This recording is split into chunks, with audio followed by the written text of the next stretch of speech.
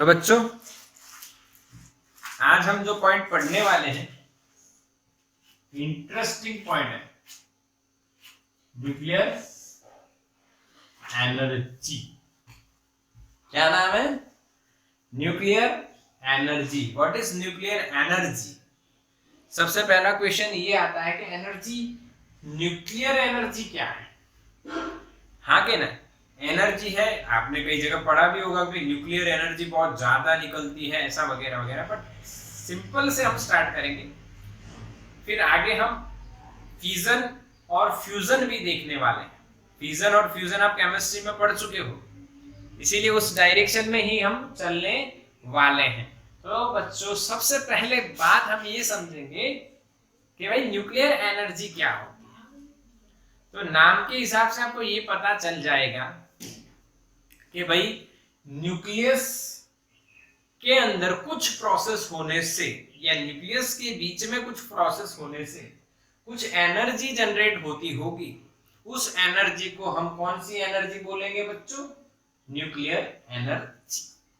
Okay, समझ में आया? यस, समझ में आया, बिल्कुल बिल्कुल। अब आपको एक बात बात समझा दिया हूं मैं पहले से। देखो ये वाली 30 170, ये बात भी हम समझते हैं। 30 और 170 के बीच में जो एलिमेंट्स होते हैं उनकी जो एनर्जी पर न्यूक्लियन होती है वो लगभग 8 मेगा ईवी पर न्यूक्लियन होती है। 8 मेगा अप्रोक्सीमेटली। सबसे ज्यादा किसकी है बताओ, मैसेज करो। सबसे ज्यादा बाइंडिंग एनर्जी किसकी है पर न्यूक्लियन? मैसेज करो। सबसे ज्यादा बाइंडिंग एनर्जी किसकी है? जल्दी से मैसेज करो बच्चों।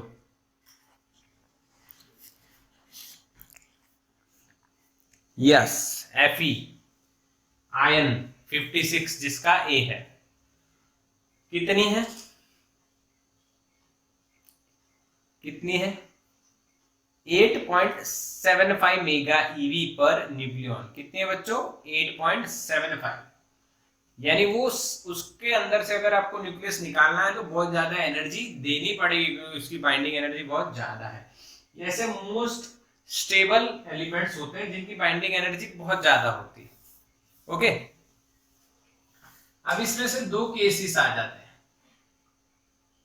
पहला केस ये है, मान लीजिए जिसका ए 30 से कम है, 30 से कम, और यहां पे अगर ए 170 से ज्यादा है तो इनकी ईबीएन थोड़ी कम होती है, यानी इनकी ईबीएन जो है कम होती है। तो साइंटिस्ट ने क्या कहा, जिनकी ईबीएन कम होती है और उनका नंबर ए से 30 से कम है, एटॉमिक मास नंबर 30 से कम है, वो इकट्ठा होंगे, कंबाइन होंगे, तो उसको क्या बोला गया? फ्यूजन। फ्यूज हुए, कंबाइन हुए। अच्छा, जिनके ए 170 से ज्यादा है, जिनकी ईबीएन 7 मेगा ईवी के आसपास है इनकी और इसकी 8 के, तो यहां पे अगर ज्यादा ए है तो ए इसके बीच में आना चाहिए, तो उसको क्या करना पड़ेगा? तोड़ना पड़ेगा। तो उसको बोलते हैं बच्चों फ्यूजन। जोड़ना मतलब फ्यूजन, तोड़ना मतलब फ्यूजन। समझ में आया? यस। अब ये जो फ्यूजन और फ्यूजन दोनों प्रोसेस होती हैं, इस प्रोसेस के अंदर एनर्जी एमिट होती है या एनर्जी जनरेट होती है। ठीक है, क्या जनरेट होती है बच्चों? एनर्जी जनरेट होती है। उस एनर्जी की जो वैल्यू है वो बहुत ज्यादा होती है पर न्यूक्लियस। एक न्यूक्लियस के हिसाब से वो एनर्जी बहुत ज्यादा होती है, इसीलिए इस एनर्जी को न्यूक्लियर एनर्जी बोला जाता है और इन प्रोसेसेस को nuclear fusion and nuclear fusion बोला जाता है। क्या बच्चों कंसेप्ट क्लियर हुआ? चार्ट वाइज बिल्कुल बिल्कुल समझ में आया कि नहीं है? यस और नो? सही है। तो बच्चों हम स्टार्ट करेंगे अब पहले न्यूक्लियर फिजन, फिर लास्ट में फ्यूजन देखेंगे। पहले फिजन प्रोसेस स्टार्ट करते हैं, न्यूक्लियर फिजन। ओके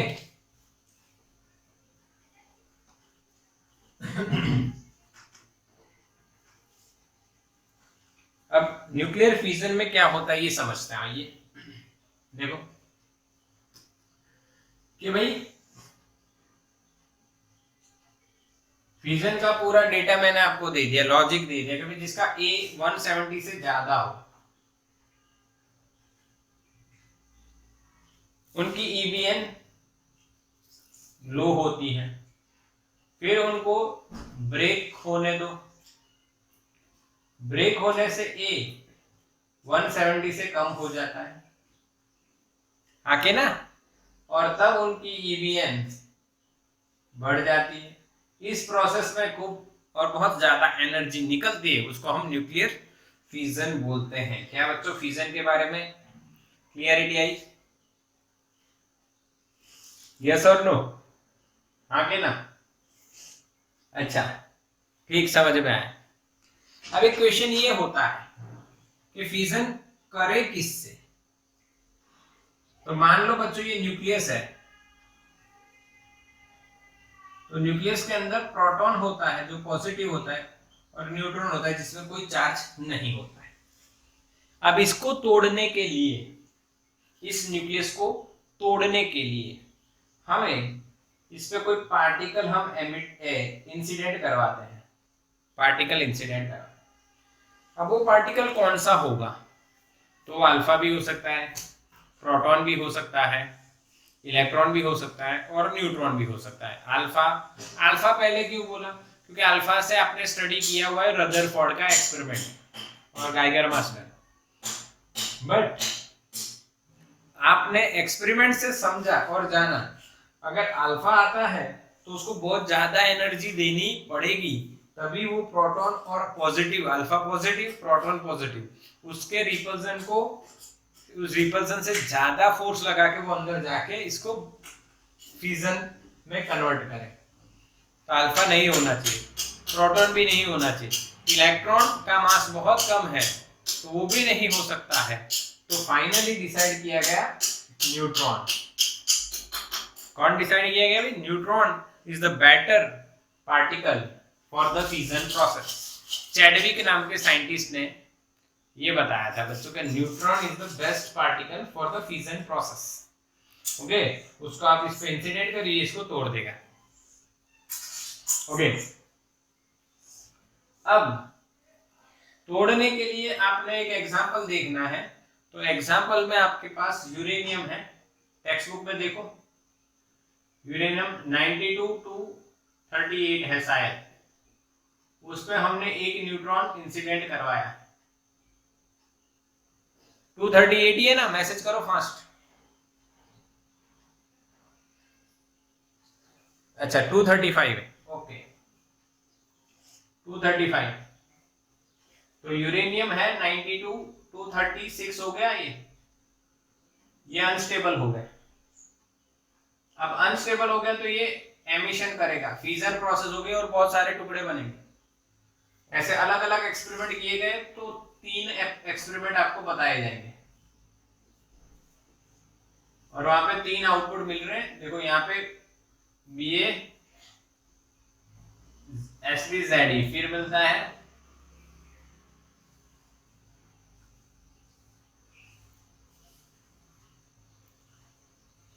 Nb, फिर मिलता है 342 न्यूट्रॉन। क्या बच्चों सही लिखा है सब कुछ मैंने? ये 3 एग्जांपल दिए फ्यूजन के। जब यूरेनियम 235 पे एक न्यूट्रॉन अंदर आया और आया तो वो अनस्टेबल हुआ और उसका फ्यूजन प्रोसेस स्टार्ट हुआ। हाँ, अब उसमें अलग अलग अलग अलग एलिमेंट्स निकलते हैं। तो ये एलिमेंट्स इस हिसाब से निकल रहे हैं। तो पहले Ba, Kr और 3 न्यूट्रॉन निकले, फिर Sb, Nb और 4 न्यूट्रॉन, फिर HCSR 2 न्यूट्रॉन, इस तरह से एमिशन हुआ। समझ में आया? हाँ के ना? क्लियर है ना बच्चों? बिल्कुल सिंपल लॉजिक है, अपने हिसाब से आप इसको समझ सकते हो।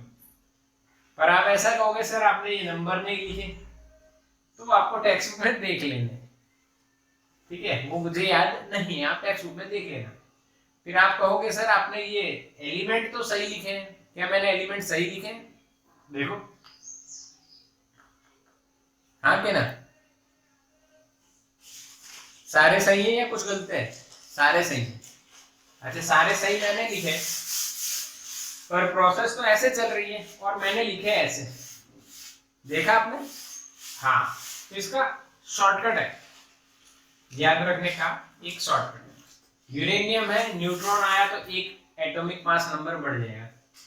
फिर यहाँ पे इनका शॉर्टकट बनाया हुआ है, शॉर्टकट ये बाने बा ने सबकी जेरोक्स निकाली,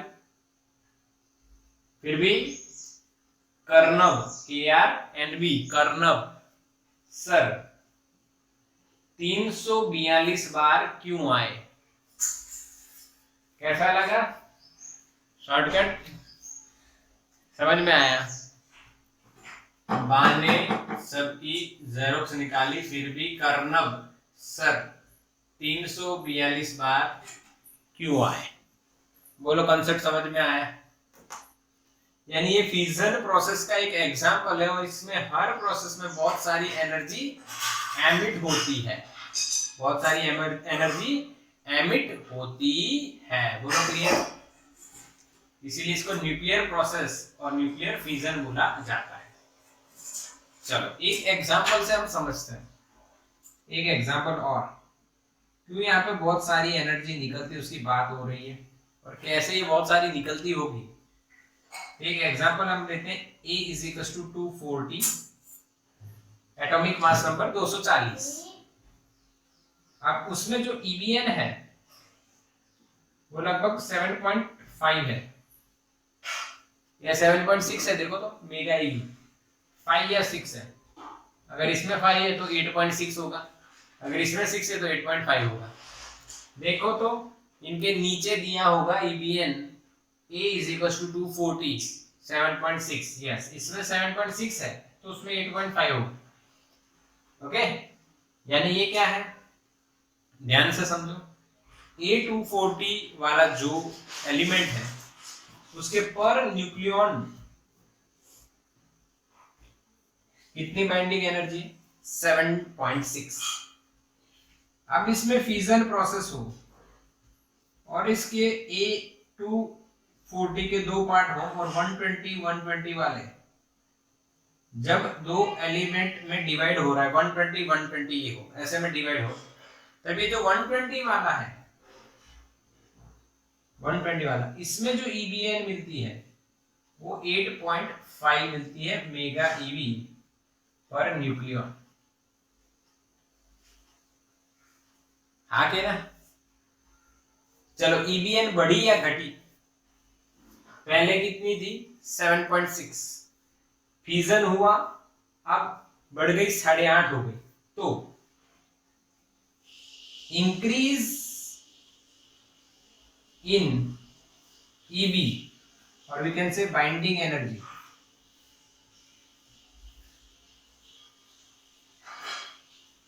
इंक्रीज इन बाइंडिंग एनर्जी और न्यूक्लियॉन, एक न्यूक्लियॉन में कितना इंक्रीज होता है भाई? देखो 8.5 माइनस लगाओगे आप 7.6, you will get 0.9 mega EV। इतना एक न्यूक्लियस की बात चल रही है भाई, सिर्फ कितने न्यूक्लियस की?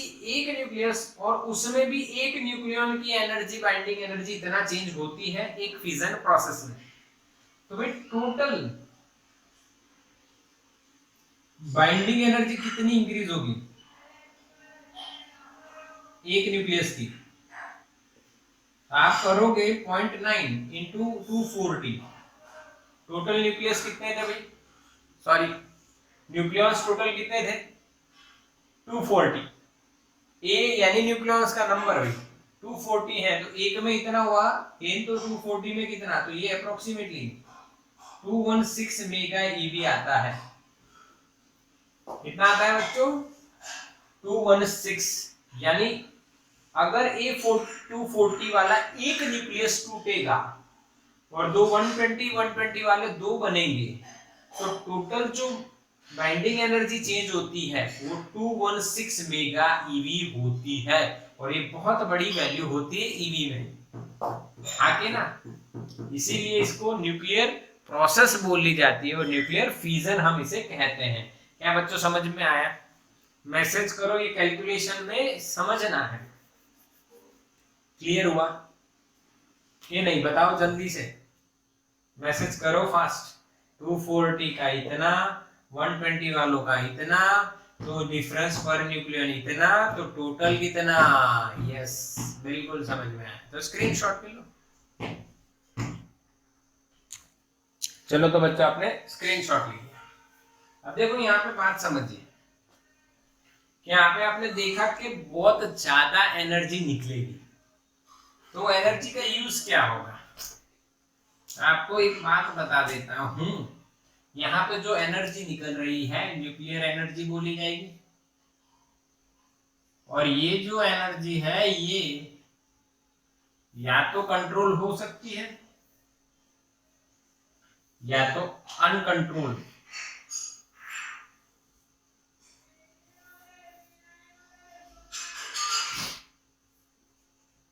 अगर ये एनर्जी कंट्रोल होती है, अगर आप न्यूक्लियर एनर्जी को बच्चों कंट्रोल कर पाते हो या हम उसको कंट्रोल कर लेते हैं, तो वो कंट्रोल होगी, वहां पे हम लोग क्या बना रहे हैं, न्यूक्लियर रिएक्टर। अगर ये कंट्रोल कर लेते हैं तो क्या बन जाएगा, न्यूक्लियर रिएक्टर, जिसमें कंट्रोल न्यूक्लियर एनर्जी का यूज होता है।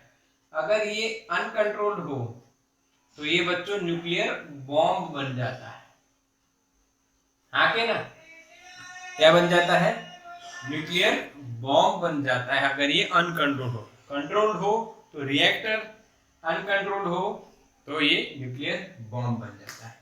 हम लोग कौन सा बनाना सीखेंगे, डेफिनेटली ये सीखेंगे, ये बॉम्ब बनाना नहीं सीखेंगे। हम लोग क्या बनाना सीखेंगे, न्यूक्लियर रिएक्टर।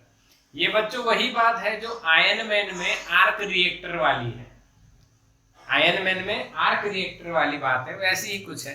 तो चलो कंट्रोल्ड मैनर की बात करते हैं और न्यूक्लियर फिशन के आगे के पड़ाव की ओर चलते हैं। तो अब हम कंट्रोल्ड एनर्जी जनरेट करेंगे यूजिंग न्यूक्लियर फिशन, और उसको हम बोलेंगे क्या बनाने के लिए यूज करेंगे, रिएक्टर, रिएक्टर बनाएंगे। तो हमारा नेक्स्ट टॉपिक है बच्चों न्यूक्लियर रिएक्टर। हालांकि ये कल तक पूरा होगा, इसके लिए एक और लेक्चर चाहिएगा, बट आज हम स्टार्ट तो कर ही देते हैं। यानी न्यूक्लियर रिएक्टर जो है वो कैसे और किस तरह से वर्क करेगा। तो अभी तक हमने क्या देखा कि अगर कोई रेडियो एक्टिव एलिमेंट है उस पर न्यूट्रॉन इंसिडेंट करते हैं तो फ्यूजन प्रोसेस स्टार्ट होती है, और वो फ्यूजन से अलग अलग अलग एलिमेंट बनते हैं, और साथ ही साथ न्यूट्रॉन्स भी निकलते हैं। उन न्यूट्रॉन्स को हमने देखा कि भाई मैंने शॉर्टकट जो बनाया था उसमें मैंने बोला कि भाई बाने सबकी जेरोक्स निकाली, फिर भी कर्नब सर 342 बार क्यों आए। यानी वो जो 342 जो मैं पीछे बोला वो नंबर ऑफ न्यूट्रॉन्स ही थे बच्चों। तो यानी कई बार 3 न्यूट्रॉन निकलते हैं, कई बार 4 निकलते हैं, 4 निकलते हैं, कई बार 2 निकलते हैं, यानी 3 4 2 ऐसे निकलते हैं। तो average number of neutron, average जो है वो बच्चों 2.5 एवरेज नंबर ऑफ न्यूट्रॉन निकलते हैं। कितने, 2.5। अब देखो जो ये जो न्यूट्रॉन्स निकले और एक फ्यूजन हुआ उसमें एनर्जी निकली तो बस खत्म नहीं, इसके बाद आगे गए तो एक साइंटिस्ट है चैडविक, उन्होंने ऐसा बताया कि अगर हम ये जो एवरेज न्यूट्रॉन निकल रहे हैं इनके आगे और यूरेनियम या और रेडियो एक्टिव एलिमेंट रख दें तो ये न्यूट्रॉन उनका भी फिजन करेंगे, फिर उनका फिर से फिजन होकर फिर न्यूट्रॉन निकलेंगे और उसके आगे फिर से यूरेनियम रख दोगे तो फिर से उनका फिजन होगा, या रेडियो एक्टिव एलिमेंट रखोगे उनका फिजन होता रहेगा।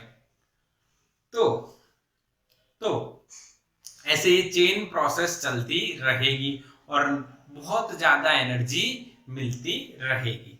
तो बच्चों यहाँ पे अब हम समझने वाले हैं कि भाई ये चेन रिएक्शन की बात क्या आई बीच में। What is chain reaction? Chain reaction का मतलब ये है, मान लो मैंने यहाँ एक यूरेनियम लिया बच्चों और उस पर एक न्यूट्रॉन इंसिडेंट किया, तो इसके फ्यूजन से मुझे 3 और न्यूट्रॉन मिले।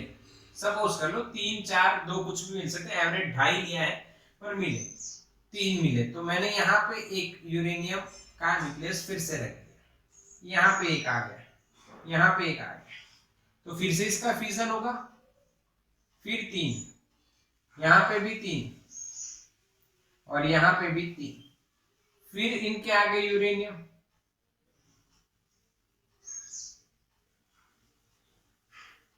क्या बच्चों मेरी बात समझ रहे हो? फिर इनमें से 3 न्यूट्रॉन निकलेंगे, फिर उनके आगे, हाँ के ना बच्चों?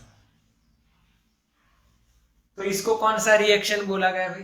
चेन रिएक्शन, एक के बाद होता जाएगा। ऐसा चैडविक ने हमें बताया कि ऐसा कर सकते हो तो इससे आपको चेन रिएक्शन मिल जाएगा और हम इससे बहुत ज्यादा एनर्जी गेन कर सकते हैं। बोलो क्लियर बच्चों? हाँ के ना बोलो? समझ में आया? यस बिल्कुल समझ में आ रहा है, सर ने बिल्कुल आपको सिंपल भाषा में समझाया। अच्छा दूसरा एक एग्जांपल और देता हूं, अगर आपने सलमान खान की एक पिक्चर है जय हो, अगर वो देखी है तो आप बता सकते हो क्या मैं सही लॉजिक पर चल रहे हैं? उसको भी तो चेन रिएक्शन से चला ना भाई। थैंक यू कहने की जगह आपको 3 इंसान की मदद करनी है, तो उन्होंने फिर वो 3 3 3 3 करके ऐसे गिनती लगाते गए। हाँ देखिए, अच्छा ये लॉजिक बहुत जबरदस्त है। इसका एक और एग्जांपल मैं आपको देता हूँ बढ़िया वाला, जो जान के आपको ऐसा लगेगा कि अरे वाह क्या लॉजिक है। एक और एग्जांपल, यानी बहुत सालों पहले आपने चाणक्य जी का नाम तो सुना होगा ना, चाणक्य ऐसा नाम, चाणक्य नीति, ये नाम सुना है आपने? तो उनकी एक स्टोरी है, उनकी एक स्टोरी है बहुत बढ़िया है कि वो किसी राजा के यहाँ गए, तो उनको कोई फंक्शन वगैरह में चाणक्य राजा के यहाँ गए, राजा के यहाँ मिले, नमस्कार किया, राजा खुश हुए, राजा ने कहा मांगो ब्राह्मण मांगो क्या चाहिए। तो चाणक्य ने बोला मुझे कुछ नहीं चाहिए राजा, आपके पास बहुत है, आप अपना रखो, मुझे आपसे कुछ नहीं चाहिए।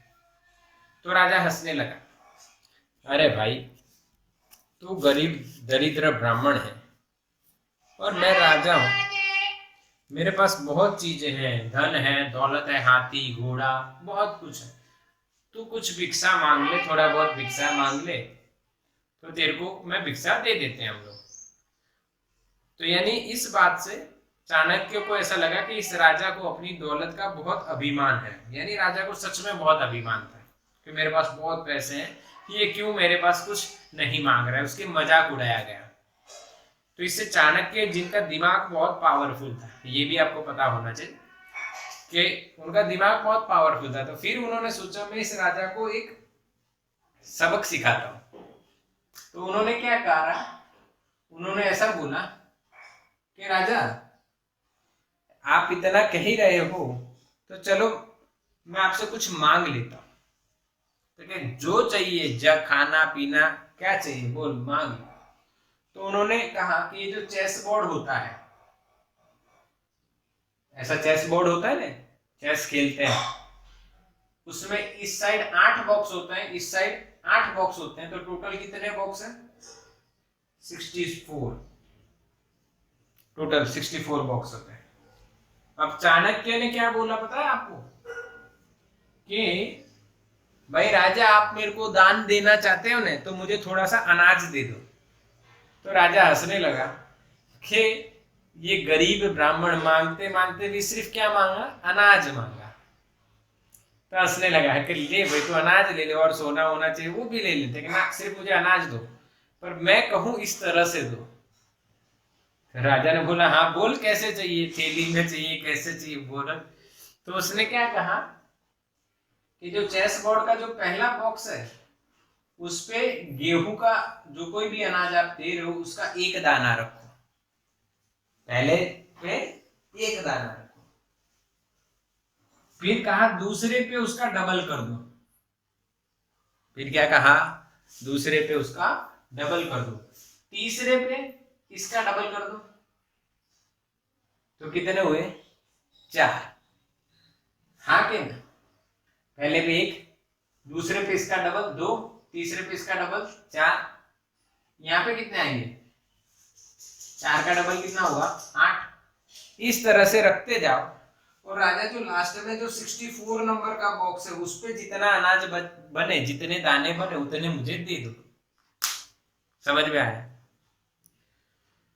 तो फिर राजा ने अपने जो नौकर थे उनको बोला कि भाई जाओ इसको इतना सा अनाज दे दो।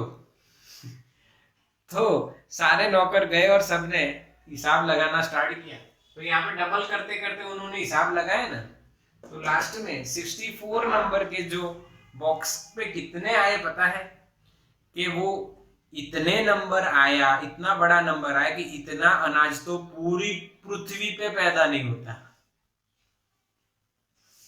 पूरी पृथ्वी पे पैदा नहीं होता। यहाँ पे 8 हुए, यहाँ पे 16, यहाँ पे 32, 64, 128, ऐसे डबल डबल डबल डबल होते 64 नंबर पे आया। तो इतना बड़ा हो गया, इतना बड़ा वैल्यू हो गया। समझ में आया बच्चे, हाँ के ना, ये कहानी थी। हाँ यस, 2:63 ऐसा एक मैसेज आया है, बिल्कुल सही होगा। पर ये कहानी से हमें क्या सीखने को मिलता है कि बच्चों जो चीज आपको शुरुआत में छोटी दिख रही है, यानी पहले बॉक्स पे कितने दाने थे, 1 दाना था, वो चीज आपको क्या लगती है छोटी। दूसरे बॉक्स पे 1 का 2, तीसरे बॉक्स पे 2 का 4, 4 चौथे पे 8, ये आपको छोटी वैल्यू लगती है। 2 4 8 16 ये छोटी वैल्यू लगती है। पर जो वो आखिरी में 64वें पॉइंट पे आई, बॉक्स पे आई, तब वो इतनी बड़ी वैल्यू हो गई कि जो पूरी दुनिया में इतना अनाज नहीं पैदा होता है। तो इससे आप क्या सीखोगे, जैसे चेन रिएक्शन है वैसे मैं आपको इससे क्या सिखाता हूं। देखो आपको ऐसे सीखना है कि आप जो होमवर्क करके मुझे भेजते हो, वो होमवर्क आज आपको छोटा सा लगता है। कितना होमवर्क दिया सर ने, भाई चलो 2 से 3 पेज या 4 पेज है, 2-3 पेज, वो आपको छोटा सा लगता है। हाँ के ना, सच बताओ।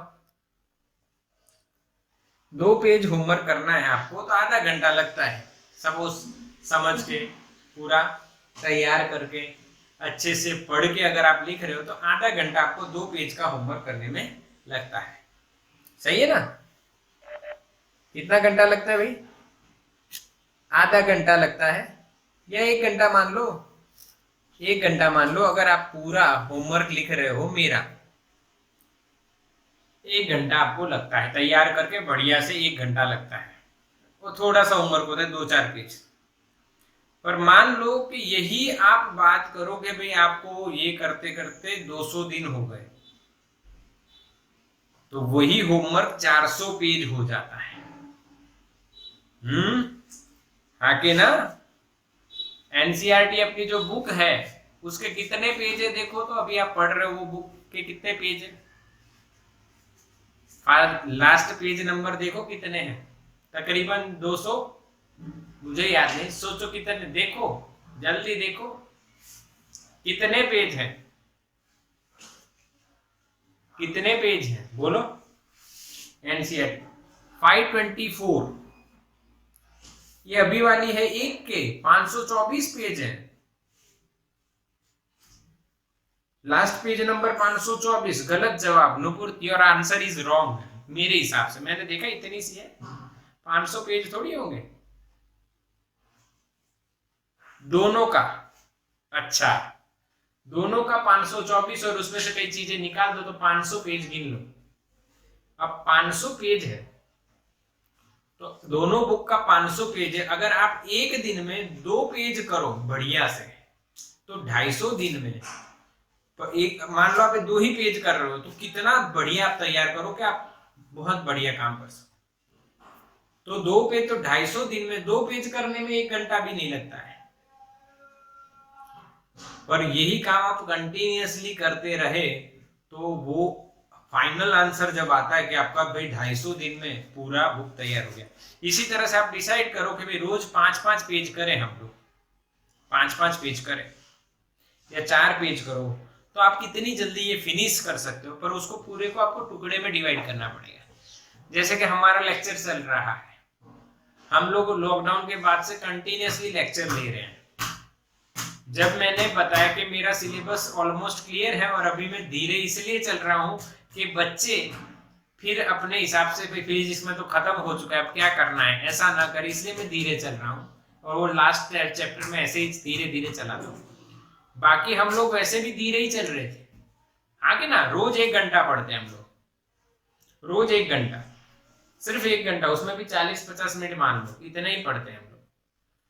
पर आप और मैं कंटिन्यूअसली जो पढ़ाई कर रहे हैं उसका आउटपुट आज आपको पता चल रहा है कि आपका सबसे पहले फिजिक्स का सिलेबस खत्म हो चुका है।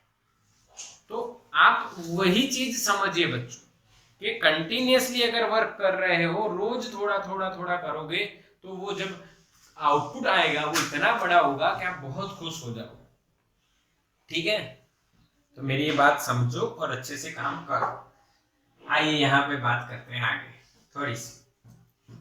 तो बच्चों ये जो चेन रिएक्शन है, ये चेन रिएक्शन बहुत अच्छी बात है सर, बहुत बढ़िया है, करो बढ़िया है, आगे बढ़ो, बहुत बढ़िया है। पर ये चेन रिएक्शन में भी कुछ प्रॉब्लम्स आती हैं। क्या आती हैं? प्रॉब्लम्स आती हैं। पहली, दूसरी और तीसरी। कितनी प्रॉब्लम है?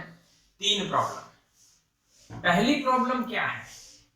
तो पहली प्रॉब्लम है बच्चों हाई स्पीड न्यूट्रॉन। जो न्यूट्रॉन यहां पे एमिट हो रहा है वो हाई स्पीड से है। दूसरी प्रॉब्लम है बच्चों वो है टेम्परेचर।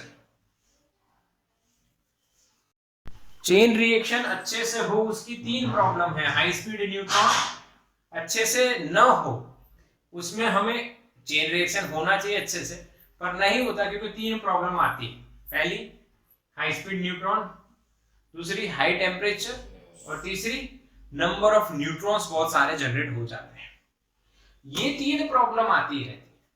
तो इन तीनों प्रॉब्लम का अगर सॉल्यूशन हो गया तो न्यूक्लियर रिएक्टर बनने में कोई दिक्कत नहीं आएगी। ठीक है, समझ रहे हो मेरी बात? ये तीनों प्रॉब्लम का सॉल्यूशन अच्छे से हो गया तो न्यूक्लियर रिएक्टर में कोई प्रॉब्लम नहीं आएगी। एक प्रॉब्लम आज हम डिस्कस करते हैं इस लेक्चर में, पहली, बाकी 2 कल देखेंगे। पहली प्रॉब्लम देखो, हाई स्पीड न्यूट्रॉन कि भाई जो पहली प्रॉब्लम है, प्रॉब्लम नंबर 1, और उसका सॉल्यूशन भी देख लेंगे। Problem number 1, high speed neutron. Neutron की स्पीड बहुत ज्यादा होती है। यहाँ पे जो एमिटेड न्यूट्रॉन होता है उसकी एनर्जी तकरीबन बच्चों 2 मेगा ईवी जितनी ज्यादा होती है। अब ये हाई स्पीड जो न्यूट्रॉन है ये फ्यूजन नहीं कर पाएगा, इजीली फ्यूजन किए बिना ही चला जाएगा। इसका एक एग्जांपल मैं आपको देता हूं, बढ़िया वाला। देखो, आप लंबी लाइन में खड़े हो स्कूल में, चलो बच्चों क्लियर, ओके। तो भाई हाई स्पीड न्यूट्रॉन होता है, न्यूट्रॉन की एनर्जी कितनी होती है? 2 मेगा ईवी। अब ये हाई स्पीड न्यूट्रॉन फ्यूजन नहीं करता है सही से, और नहीं कर पाता है। रीजन देता हूं, देखो आप स्कूल में खड़े हो लाइन में, लंबी लाइन में, और आप एकदम नजदीक नजदीक खड़े हुए हो। स्कूल में जब आप छोटे बच्चे थे तब देखो, याद करो, खड़े होते हो ना ऐसे प्रेयर करते टाइम, उससे नजदीक नजदीक खड़े होते हो। और आपको मान लो क्लास में जाना है, तो आपको सबको क्लास में जाने की जल्दी होती है। उस समय आपकी लाइन में से कोई एक दूसरा लड़का पास होता है बीच में से, और वो जल्दी से आके जल्दी से निकल जाता है, तो आपको कोई दिक्कत नहीं हो। पर वो दूसरा बच्चा आके उसी लाइन में खड़ा हो जाए, वहीं रुक जाए, तो आपकी लाइन को दिक्कत होगी। हाँ के ना, समझ रहे हो? यानी हाई स्पीड न्यूट्रॉन है वो सीधा निकल जाएगा, वो फ्यूजन नहीं करेगा। सही है? एक यहाँ पे ड्रॉ कर देता हूँ, ये मान लो यूरेनियम या कोई न्यूक्लियस है, ये उसके न्यूक्लियस है, वो सीधा ऐसे निकल जाएगा, और यहाँ पे हमें कोई फ्यूजन नहीं देखने को मिलेगा। समझ में आया बच्चों? आगे तो फिर एक साइंटिस्ट है, उन्होंने देखा कि ये जो न्यूट्रॉन है इसकी स्पीड कम करनी हो, तो उन्होंने एक्सपेरिमेंट में देखा कि भी ये न्यूट्रॉन का हाइड्रोजन के साथ कॉलिजन, वो भी इलास्टिक करवाते हैं, तब न्यूट्रॉन की वेलोसिटी 0 हो जाती है। यानी न्यूट्रॉन को धीरे किया जा सकता है, ऐसा एक्सपेरिमेंट ये है। समझ में आया? समझ में आया कि नहीं आया? यानी उसकी अगर वेलोसिटी 0 होती है तो कम भी तो हो सकती होगी ना। तो इसी तरह से मॉडरेटर्स बनाए गए, या मॉडरेटर्स जो है वो लाए गए, जो मॉडरेटर्स हाई स्पीड न्यूट्रॉन को, यहाँ पे हाई स्पीड न्यूट्रॉन आया जिसकी एनर्जी 2 मेगा ईवी थी, मॉडरेटर्स के साथ कॉलिजन के बाद वो जो हाई स्पीड न्यूट्रॉन है, ये हाई स्पीड है, तो ये लो स्पीड हो गया, जिसकी एनर्जी लगभग 0.04 ईवी, बहुत कम हो गई। तो ऐसे न्यूट्रॉन को बोला थर्मल न्यूट्रॉन। क्या बोला गया? Thermal neutron. और ये न्यूट्रॉन अब अंदर आके बैठ जाता है और फ्यूजन प्रोसेस करने के लिए कैपेबल हो जाता है। तो बच्चों, हाई स्पीड को मॉडरेट स्पीड के लाने के लिए क्या यूज होते हैं? मॉडरेटर्स। और ये मॉडरेटर्स 4 हैं। पहला है H2O, दूसरा है D2O, तीसरा है बेरिलियम, चौथा है ग्रेफाइट। तो ये है बच्चों सॉल्यूशन। ये क्या है? सॉल्यूशन। समझ में आया? H2O, D2O, Be, ग्रेफाइट, ये 4 मॉडरेटर्स होते हैं जो न्यूट्रॉन की स्पीड को क्या कर देते हैं बच्चों? कम कर देते हैं, या उसको थर्मल न्यूट्रॉन में कन्वर्ट कर देते हैं, जिसकी मॉडरेट स्पीड होती है। तो बच्चों, पहली परेशानी कि भाई fusion process, cyclic process, sorry chain reaction चले उसके लिए फ्यूजन होना चाहिए, और ये फ्यूजन क्यों नहीं होता? क्योंकि हाई स्पीड होती है। उसको घटाने के लिए क्या यूज करना है बच्चों? मॉडरेटर्स। क्यों? मॉडरेटर स्पीड को कम करते हैं, और ये 4 मॉडरेटर्स हैं जो यूज होते हैं। क्लियर है? यस। तो इसका स्क्रीनशॉट ले लो बच्चों।